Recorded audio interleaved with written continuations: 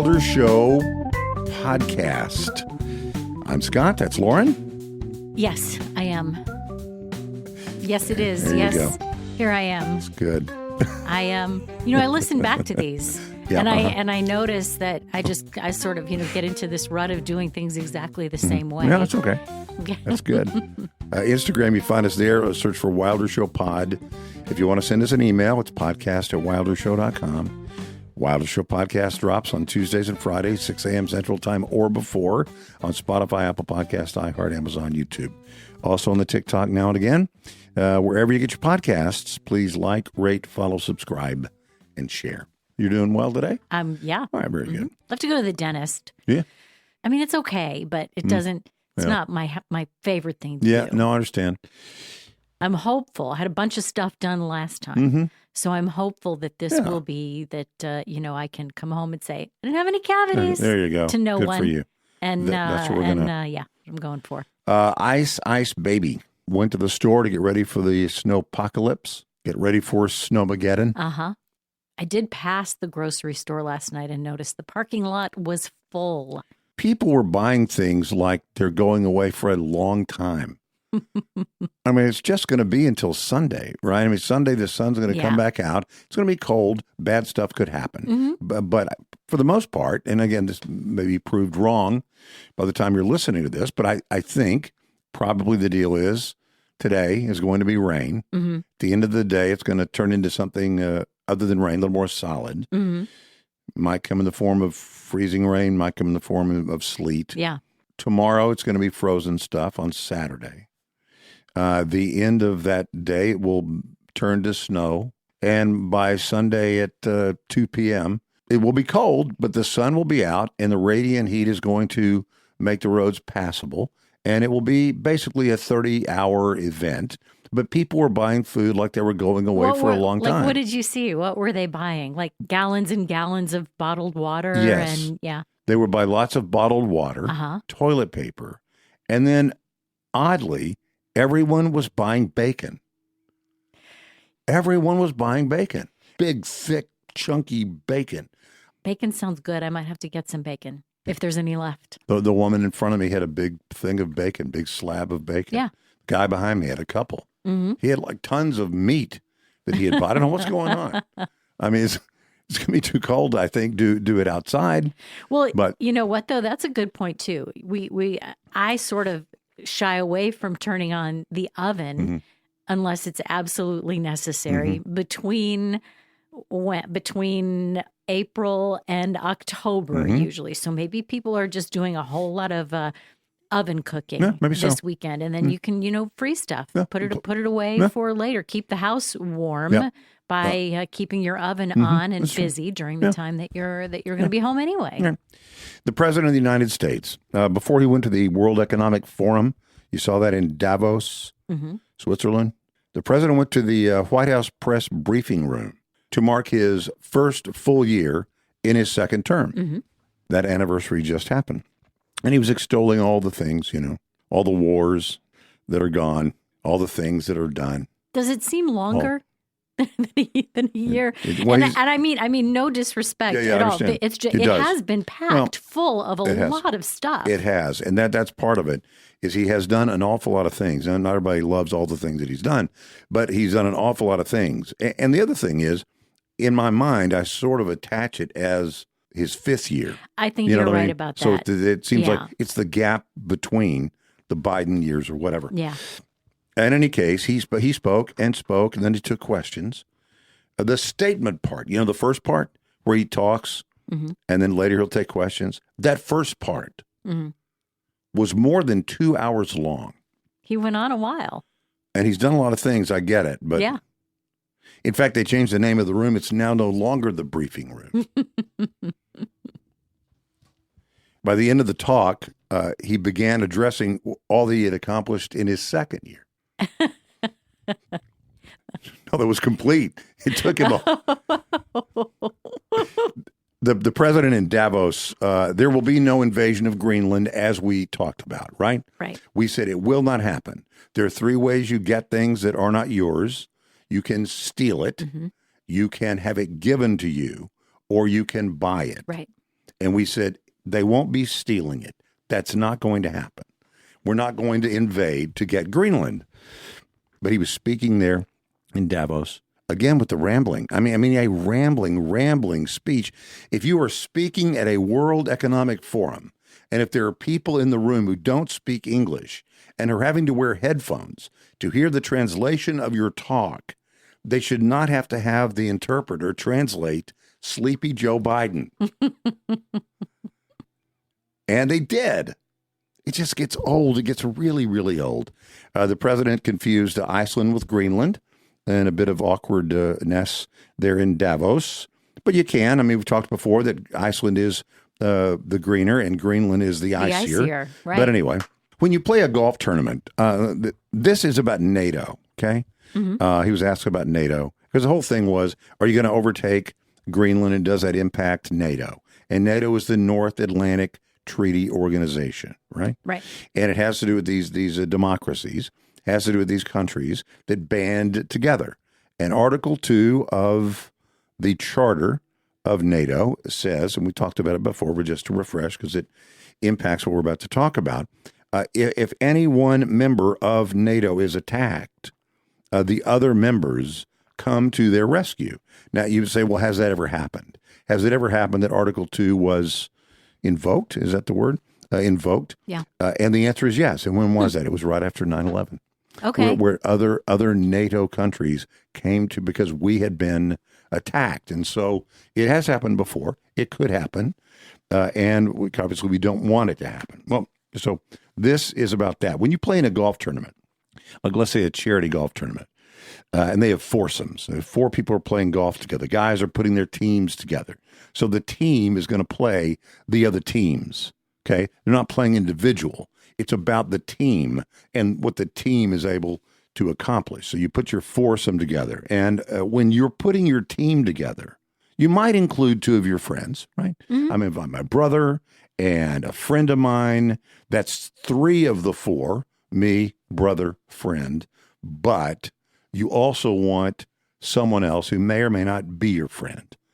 You want the ringer. You want someone who is a really good golfer because that's going to help your team win. So you might have some friends, but what you're really looking for is the ringer. Or think about it when you were a kid on the playground at school. Who was the first one picked? It probably wasn't your best friend. If you were the one picking, the first person you pick was the 3rd grader that is a giant. He has the build of a 5th grader to be on your team. When it comes to NATO, that's us. We're the ringer. Right. If people are afraid to attack a NATO country, it is in large measure because we're the ringer. Mm. It's not that they don't want to, they don't want to make mad Denmark. We can't attack Denmark. That'll make Denmark unhappy. They don't care about that. They're not afraid of that. Right. They're afraid of the United States, the big brother who's going to come in, and you mess with my little brother, you're messing with me. Mm-hmm. And that's sort of the way NATO is. So for those who are worried that, the United States was going to do something, I mean, it's going to mess up NATO. NATO is going to be disbanded. No. And the president knew that. And the president even said, we're not going to attack Greenland. We're going to find another way to get it done, and they're going to find another way to get it done, which is what we said would be the case all along. Trump says only the U.S. can defend Greenland. And that sounds cocky, but that is true. Hmm. And when there is a threat to NATO anywhere, the only reason that carries weight against people who might consider attacking a NATO country is because of the United States. Without us, really, NATO is toothless, really. And don't forget one other thing about NATO. This is all birthed in my mind because of the whole Greenland thing. But I want to remind that these other countries in NATO, they were supposed to all this time be paying 2% of their gross domestic product, or GDP, 2% of their GDP.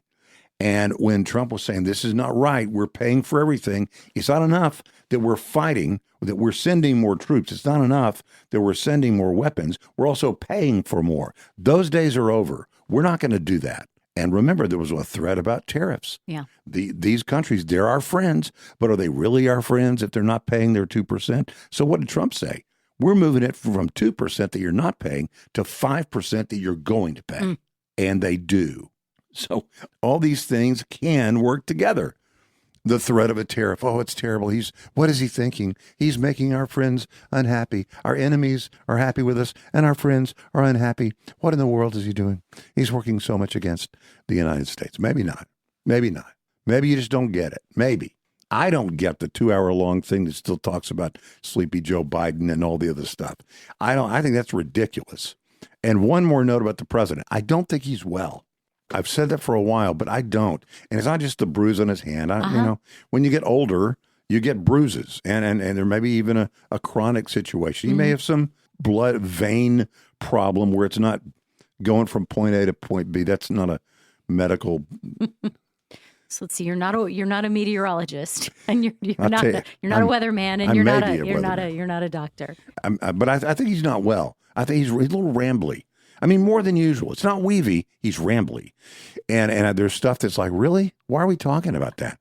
And I know it's, may sound like that is what people that don't like him would say all the time.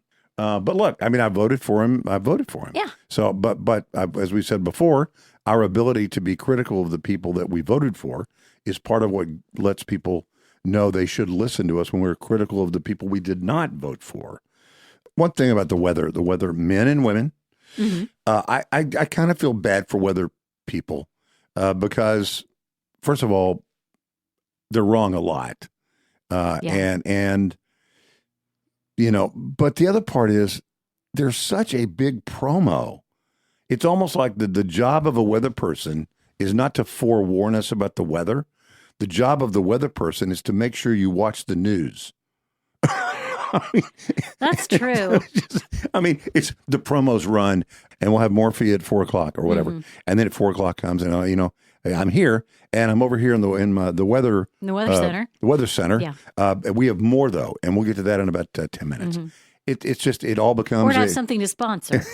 I'm here in the whatever Dodge Weather Center. In the broadcast business, there are two elements of listenership or viewership.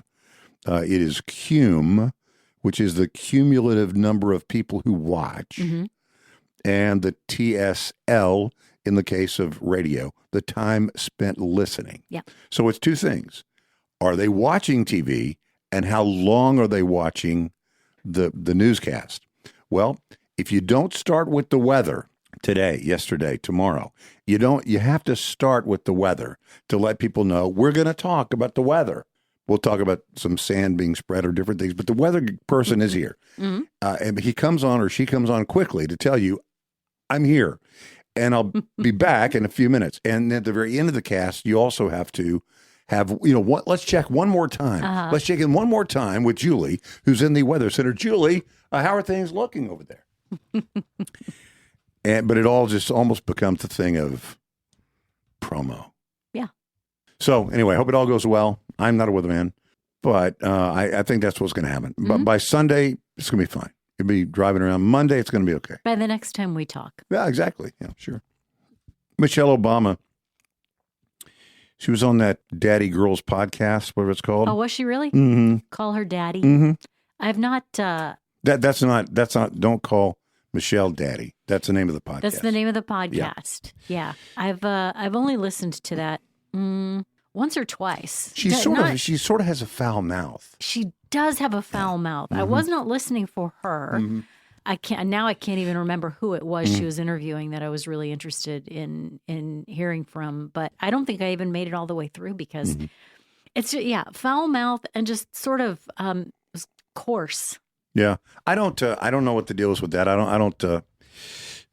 guess there are people that find that attractive. I don't find that very attractive. I think there are. I mean, it was not nominated for a Golden Globe. But in terms of following and how many people, she's number one. Well, she's made last year she made $47 million.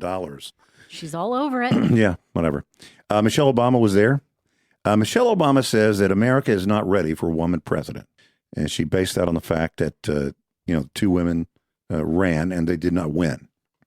Isn't it schizophrenic, though? Isn't it odd when it comes to women, the other side, that they can't tell you what a woman is? Yeah. And they can't tell you that only women can get pregnant. But they're really pro-woman. They're pro what they can't define or refuse to define. And they are real pro what they can't say makes them unique from men. Yeah. It's just, and they expect everyone to just accept it. Like, well, if you don't accept what Michelle says, you're racist, or what is it? If you're against women. Misogynist? Yeah, exactly. Whatever it is. Well, isn't it weird also that she talks about how, it's not really right and America's not ready for a woman president? Didn't Barack Obama beat a woman in the primary? In the primary, yeah. I mean, isn't it kind of weird? Mm-hmm. She says, it takes time, right? Hey, when people use right all the time, right or okay. It takes time, right? So we're moving, she told the Call Her Daddy podcast girl. We are moving in that direction, she said. There are men out there that were not going to vote for a woman. You know that. People who had those conversations, right? Isn't she kind of saying that about her own kind? Golly, she's got to be saying that about Democrat men. People have had those conversations, right? Let's just be real about it. And let's put that on the table and talk about what's that about, she said. Let's not be mad because I made the statement.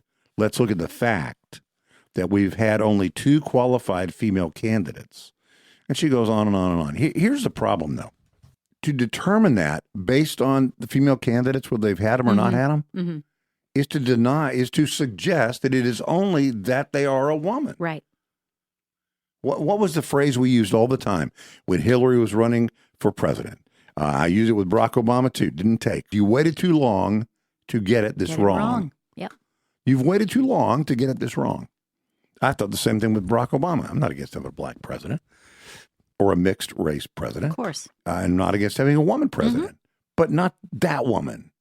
Now you might say, well, you say that. You say you're ready, but then I present a woman to you and you say not that woman. Well, no, not a woman who holds the positions that those women hold. Well, coming from, I'm thinking of Michelle Obama saying this. If there had been, if the candidate, if the Democratic candidate for president had been a man, and the Republican candidate for president had been a woman, she wouldn't have voted for that woman just because she was a woman. That's right. That's right. That just seems to me so basic that I don't understand how they don't understand how silly it seems to boil it down to just that one thing. I hate identity politics. Yeah. I'm voting for him because he's a Baptist or he's a Christian, or I'm going to vote for her because she's a woman, or I'm going to vote for him because he's a Jew. Or no, forget about all that. That's not the right way to think. All right, one more thing about men and women. You'll find this. I don't know how you'll find this, but you'll tell me, and I appreciate that. I do. Old joke. Men and women use different numbers of words. That men. I think it's something like men in a typical day will use 5,000 to 7,000 words, and that's it. 5,000 to 7,000 words. A woman in that same day will speak 20,000 words with gusts up to 30. Ha, ha, ha. It could be true, but listen, that is not true for you. No, I know. You are not. You are not on the lower end of the spectrum. I know. I use that words that the typical man uses in a day. Well, the format demands so. Well, now let me say this, but that was all just to introduce this. Okay. It also applies apparently to the Supreme Court justices. They have broken down how many minutes, is it minutes or words? Let me see. Words. The words spoken by the females on the Supreme Court totaled in the most recent hearing 23,912. Okay. 23,912. But that's all the women combined. So that's all. Okay. Got all it. The women. Got it. And by the way, you should know there are, fewer women. Fewer women than men. So they really stepped up to the plate. So again, that number for all the women on the Supreme Court, 23,912. All the men were 9,490. So. I like words. I know.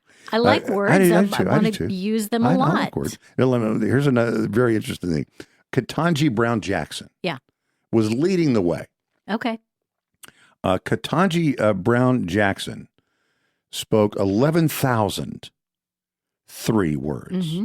Did you retain the number that all of the male justices combined spoke? Yeah. 9,400. Yeah. So here's the order. The order was Ketanji Brown Jackson in her debut, Amy Coney Barrett after that, Sonia Sotomayor after that, Elena Kagan after that. Okay. So the top 4 were women. It wasn't there was no man in there.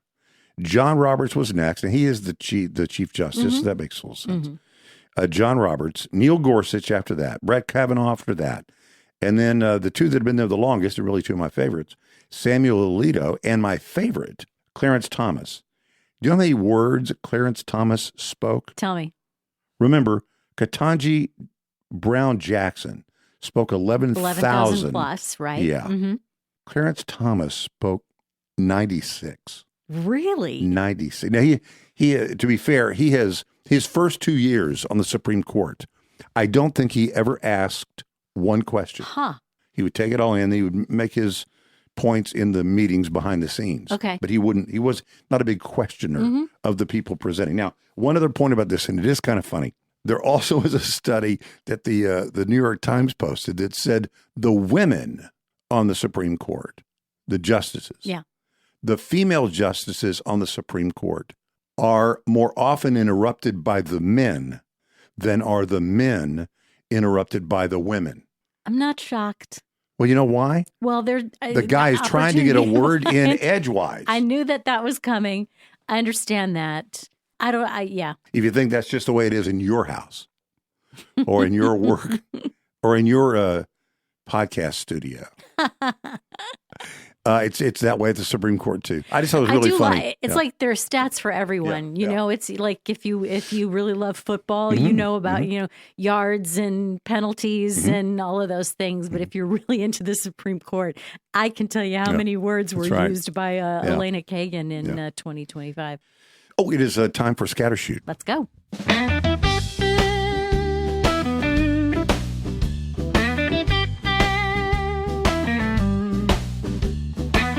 Wilder Show Scattershoot. All right. We should follow up on something. We have a few things to follow up. I let you down, but that probably doesn't need to be said. How so? Because, of course, I let you down. I said I would do something, and I didn't do it. Oh, you were going to watch... well, you said you were going to watch 2 Both. Movies. Mm-hmm. And I think I said that I was going to try to do that too, and I did not watch them either. But I said I would. I didn't. The 2 movies were one was the Matt Damon and Ben Affleck movie, The Rip. Which I'll say a word about in a second. Which was one of those movies that he felt. Matt Damon was saying he felt like Netflix was telling him to dumb it down. Yes, you can't make it too smart because people don't. They don't just watch one screen anymore. They're also playing, some game. You have to help them along. Yeah, and you have to have something big happen, like in the first 5 minutes, and you can't wait 20 minutes like maybe That's right. we used to be able to do. Now you have to grab people early. Did you notice that? Yeah. Oh, yeah. Yeah, something happens quite early. Yeah, okay. And did you notice did the script kind of feel like it was explaining the movie to you over and over and over again? A lot of things I watch sort of feel that way. But I did watch The Rip. Okay. And I didn't watch the Train movie. Train Dreams? Train Dreams with Edgerton. And honestly, when I was thinking about which one I could watch, because I couldn't do both, I just ran out of time, I thought, I'm going to watch the one that will allow me to do this other stuff that I need to get done. And so I did do that. I did. I really paid attention, as I always do. But I did have some other things that I wanted to do. I liked it. I liked The Rip. It's basically a story about, without ruining anything, it's a story about cops and a bust at a house. There's a bust, I don't tell you what it is, but it's a bust. Okay. And the rip, I think it means like what people had stolen, maybe. Like if somebody ripped off drugs or whatever. So he talked about, who's going to get the rip. Gotcha. Something like that. Not a big Ben Affleck fan. Coach Taylor's in it too, isn't he is. Yeah, he is. And what's funny is this shows you how I wasn't watching it so closely. Well, I wasn't watching it in a dark room where I could see everything clearly. It might have been a reflection on the screen. But I was doing something else and I heard his voice. I said, that's him. Really? Yeah, I just knew his voice because you know his voice. But it was good. I didn't watch the other one, and I want to watch it, but I didn't watch both. I did watch, and I would say a lot of bad language. Okay. If you're bothered by gunfire, this is not for you. But other than that, I mean, there's no to my recollection, there was no nudity, there was no sexual whatever. It was just violence and my food groups. Well, Train Dreams, as of yesterday, you can call it the Oscar-nominated Train Dreams. That's cool. Best Picture. Really? It's one of the 10 nominees for Best Picture. F1 nominated for Best Picture. Were there snubs? This is your Christmas. This is it is a little bit my Christmas. I haven't seen very much about snubs yet. I'm sure that will roll out, as the days progress. The green person, and the other skinny girl that always seems like she's surprised by a question. Oh, you know what? That's not nominated. No, they were both up for the original one. Yeah, they were. But can I tell you? I mean, I haven't seen it. I'm not going to see it. I'm not. I saw the first one, and I saw the first one in the theater. Yeah. And I've seen the musical. I mean, I saw it on stage here. I saw the it's not the traveling show. What do you call it? The touring company, the National Touring Company, and it was wonderful. But I don't saw the first one, and I'm just not. I mean, maybe when it starts to stream, I'll watch it. But you're right. I guess that I hadn't even noticed that it wasn't here. Yeah. Oh, yeah. Hey, a little side note. Speaking of national touring companies, the national touring company for what's the one with the teacup and the Beauty and the Beast? Guy I grew up with is in that. If you just saw it over. Oh, wow. Yeah, if you saw it over the Christmas holiday at Dallas Summer Musicals, that's a guy I grew up with. So one of your buddies. He played the Belle. He was Belle's dad. Okay. That's a pretty big part. That is a big part. He lives in New York. He does lots of that kind of stuff. Been on Law and Order, SVU, all kinds of stuff. So it's kind of cool. Very cool. You wanted to know the rest of the Best Picture nominees? Yeah. Tell me what made Begonia. Don't know it. Frankenstein. Okay. I don't know if I'm going to see Frankenstein. Well, I read a thing about, and maybe I'm wrong. I thought I read a thing that said it is an operatic reimagining of Mary Shelley's Frankenstein. I don't think that's going to be something I'll watch. I just probably. Kind of feel like and speaking of vampires, there was that. If you don't like vampires / zombies, that's not the movie for you. Sinners is in there. Begonia is in there. F1, which we mentioned. Frankenstein, which we mentioned. Hamnet. That is great. Loved that. Marty Supreme. One Battle After Another. Nobody's surprised by that. The Secret Agent. I think the Secret Agent. I don't know what that is. The title sounds like something I would enjoy, but I don't know if I would or not. I think it was nominated for a Golden Globe too, and I think that you and I talked about that. Not on the air, off the air, because Wagner Moura, who you knew from something else you'd seen him in. Yep. He won the Best Actor Golden Globe for his part in that. Right. Sentimental Value, which I have not seen yet, but I still would like to see it. And then Train Dreams rounds out the 10. Those are not as familiar. I don't know whether it is because in the olden times I would go to more movies, but it may also be that in the olden times it was really pared down.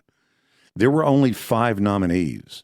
So those 5 would be ones that many people would already know about. Right. Even if you're not like a big, movie person every weekend at the little place. I knew about all of these. I haven't seen them all, but I knew about all of them. Okay. Yeah. So which one should win? Some of us can name all of the Supreme Court justices, and some of us can name all 10 of them, or all 10 of the movies nominated for Best Picture.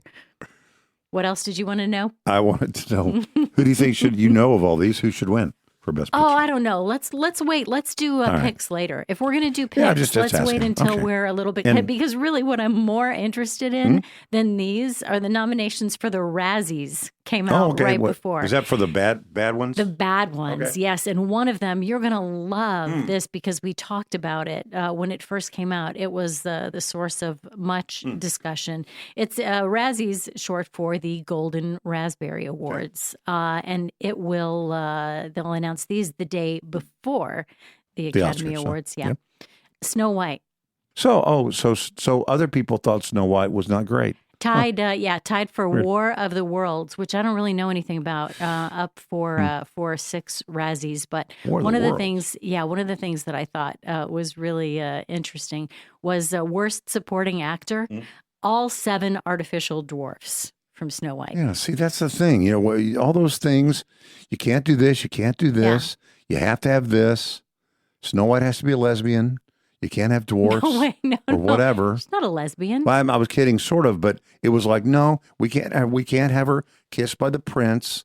That is, I mean, they messed the whole story up. That was part of what they. They said we don't want. No, that would be assault. That's like, oh my gosh. I mean, for real, you're killing me with all this.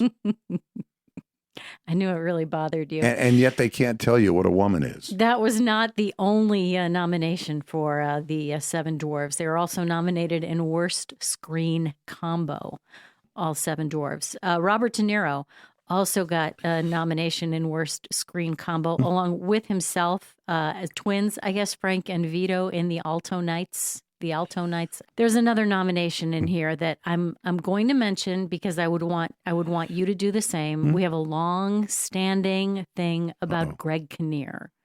And 35 years ago, I saw 30, it was actually right around 32 years ago, 33 years ago, I started seeing Greg Kinnear very early in the morning on a show called Talk Soup.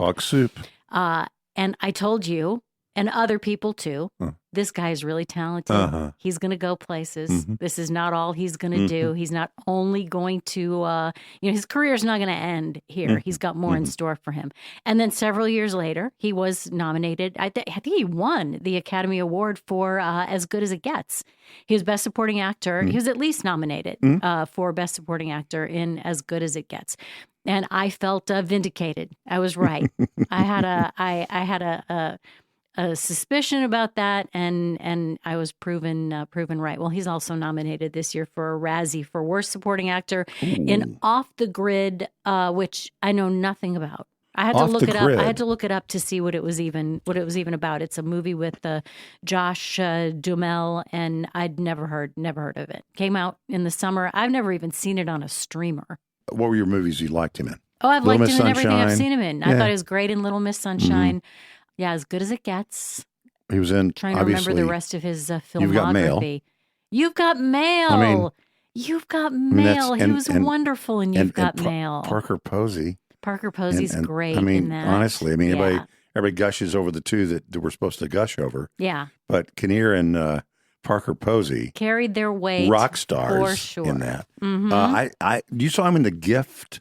She was a medium. I didn't see that. Oh, yeah, you got to see that. Oh, wait. Kind of a creepy Kate movie. Blanchett? Yes. Yeah, I did see that. Yeah, that was good. I did see that. And of course, but he was also in that movie about the guy that invented the intermittent blinker. Windshield wiper. Yeah. Did you see that? I did see that that's a long good one time too. ago. Yeah. Flash of Genius. Right. Yeah. And if I'm not mistaken, Lauren Graham is in that also. Yeah, she is. I think she is. Oh, Sabrina. Oh, that's He's right. in Sabrina. Yeah, He's great in Sabrina. Got it. So your guy, that you had made the lofty predictions. I would say, got a Razzie for the worst. He did, but you know what? I mean, if Robert De Niro's getting nominated for Razzies too, and I also noticed Michelle Yeoh. Michelle Yeoh won the Academy Award for Best Actress a couple of years ago for Everything Everywhere All at Once. She's nominated for Worst Actress this year. So it happens. Natalie Portman nominated for Worst Actress. I got you. She has her share of accolades that it happens to the best of them, I guess. But Greg Kinnear jumped out at me a little bit because I know we've had a long-standing thing about nobody believed me. Good for you. Nobody believed me, but I good for you. I picked it. It was announced this week that we will have a Charlie Kirk Memorial Parkway in North Texas, Hood County. It's previously Williamson Road. They'll change that to Charlie Kirk Memorial Parkway. It will be dedicated in dedication ceremony February 21st. Yeah, I always wonder about that. What about the Williams? What about one of these? So he's Williamson Road. Yeah, I don't know. Sorry about that. To the Williamson family. See ya. We're not the first to do that. Florida and Utah legislatures are also trying to pass through bills that would rename other roads in his honor too. So this could be just the beginning of more of that. I don't think for the most part, if you're not renaming a whole road, like in Dallas, if you have LBJ, there is a part of the toll road, I think, it's near Highland Park. That is the George W. Bush something. The big one is HW, right? The Bush. That's HW. Yes. That's not. But there's a W that's just there on the tollway. North Tollway, southbound. I guess on both parts, but right there near Highland Park somewhere in Park Cities. But nobody thinks of it that way. Nobody calls it that. Hey, where are you now? I'm on the tollway. You're only on that portion for depending on traffic. If you're going 60, 70 miles an hour, you're there that long. Isn't there a part of a road too, though, that's Biden Boulevard? That's named Tom Landry. It's I-30. It's the old turnpike. Yeah. I mean, I don't have a problem with that though. I mean, are you saying that it's really not that meaningful? So we shouldn't bother with it? No, it's fine. You put a sign up. You get somebody to agree, and you put a sign up. We've seen it even. You might have had a peace officer that was killed. Oh, and you have a sign that says this is the in honor of Corporal whatever. Absolutely. That's good. I'm not against doing it. I just it can be confusing. I'd like to just name the whole thing. Now, if is it a boulevard or is it a part of a highway? This is it's a parkway. Okay. It's let's see. Sometimes they'll take like a whole chunk of road, like between Central Expressway and X. We're now going to change the name to Charlie Kirk Memorial Parkway. I'm on the Kirk. It's I'm on the whatever. It's south of Granbury, about 44 miles southwest of Fort Worth. All right. A newly named roadway. It's renaming a section of Williamson Road to Charlie Kirk Memorial Parkway. Yeah, so I guess Williamson is not losing the whole road. It's just a part of it that will be renamed. Kind of like you said, maybe a little confusing. For this part of it, it's this. There's, Hey, can I say a quick word about the national championship game? Yeah. Because I failed to say this last time. Now, what an amazing game. Watching that national championship game between Miami Hurricanes and also the Indiana Hoosiers. And I've got a little text group, a bunch of buddies, and we're watching the game at the same time. Yeah. And, sending texts back and forth. And there was a time there where the end of the game was coming up, and man, it did look like Carson Beck, quarterback for the Hurricanes, and it looked like he's going to, and there had been 0 turnovers in the game. This is like literally the last minute of the game. Yeah. I sent a text to my buddies, and I said, okay, there have been 0 turnovers in this game. With Carson Beck getting the ball, and they need to drive down and score a touchdown. I said, I'm making the call right here. They will turn the ball over. Son of a gun, the very next play was the interception that killed the game for the Hurricanes and secured the game for the Hoosiers, and the rest is history. Anyway, it was such a good game. Such a good game. Well, I would say don't start making those kinds of predictions on Instagram and getting people all wrapped up in your ability to prognosticate because what's that? Reese Donatelli? Trust the Toddler? That's the little girl that was... she had a really bad weekend after her dad, Anthony Donatelli, who's a radio guy. Did you know that? No, but it makes sense. I didn't know that until just recently. But she's a little girl who he said, it was just a way to start teaching her colors and numbers and things like that. Cool. It is kind of fun. It does kind of make me wonder, though, when it's fun for you and your wife and the family inside the confines of your own home, it's one thing. But when you put your little girl and your family kind of out there, I agree. For this. And I don't want to make it sound like it's their fault, because they were doing something really sort of sweet and innocent. It's just all of these people after Reese had a really bad weekend and went 0-8 in her first 8 playoff predictions. I mean, people have been taking her predictions and betting. And yes. Betting. And when they all did so poorly on that playoff weekend. Little girl. I mean, this guy he's made that Instagram account private now. There have been death threats. Yeah, it's a whole different world these days. I didn't think about it at the time, but after I was right about that, I thought, can you imagine what must have been the odds against there being one turnover where there had been 0 turnovers the whole game? If you went on that site that's green, I don't have the app. Where you can bet on anything now? I mean, lay $100 down and make $4,000 or whatever. But I'm against gambling. Don't gamble. Nobody should gamble. It's stupid. Well, I started thinking, who would get so upset with a toddler that they would make that they'd say anything ugly. People are bad sometimes. Let alone make death threats. And it's people who are crazy enough to bet a lot of money on stuff like this. And then it blows up in their face and they'll blame anybody. Do not gamble. It is bad. Yikes. I'm being serious. And maybe I don't know. And I'd say don't keep put your our kids, toddlers on Instagram. Yeah, I don't like that whole thing where, well, there's a whole law. It's called somebody's law. It was developed because in the olden times, Mickey Rooney was a child actor, and his parents shoved him out there, made him do all this stuff, kept all his money or whatever. Yeah, you have to have these things now to protect the kids. So even these people that are putting their kids up on the reality YouTube channels.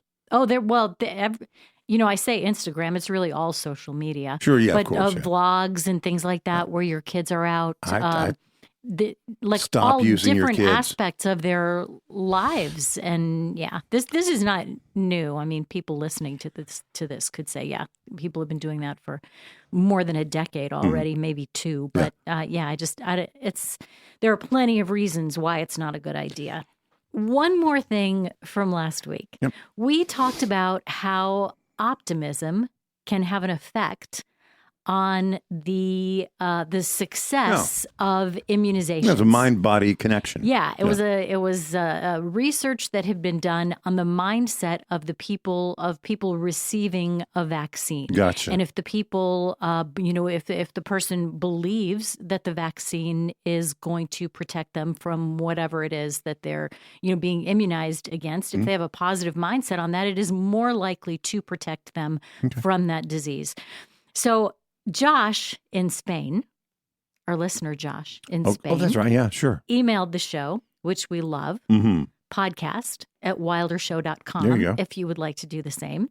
And he said that he'd read something that he thought was kind of a companion piece to this, only sort of it's the opposite. I mean, if your optimism can do good things for your, in this case, for the efficacy of a vaccine, right? Repeated complaining physically rewires your brain to prioritize stress and negativity. Got to keep that in mind. The way we speak about our daily challenges does more than just vent frustration. You might think you're doing a good thing by getting it out, but it can also physically alter the architecture of the brain. You and I were talking about something different yesterday, and we talked about your wagon wheels, getting your wagon wheels in a rut. You better be sure you're getting them in the right tracks, in the right set of ruts, so you end up where you want to be. And this is exactly what happens here. There's through the biological process of neuroplasticity, these circuits, these complaining circuits become stronger and more efficient every time that they're used.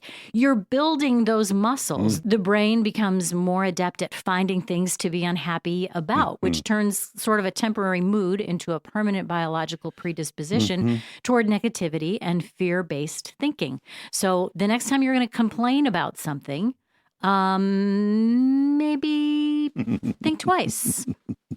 Maybe there's a better way to deal with the frustration that you're feeling than complaining about it. Yeah, build the other muscles. You're keeping exactly.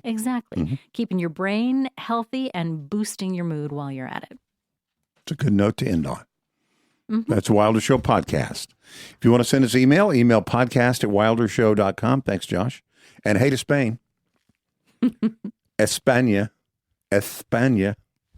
Instagram, find us there, Wilder Show Pod. Wilder Show Podcast drops Tuesdays, Fridays, 6 a.m. Central Time or before, on Spotify, Apple Podcast, iHeart, Amazon, YouTube, also on the TikTok, wherever you get your podcast. Like, rate, follow, subscribe, and share. And be careful as you go. If you're listening to this Friday, Saturday, or Sunday, be very careful. Take care of your stuff and take care of your people. So cover the kids and bring the plants in. That's what the bacon is for. Lauren, thank you. You bet. We'll see you next time. Da da da da da da da da da da da da.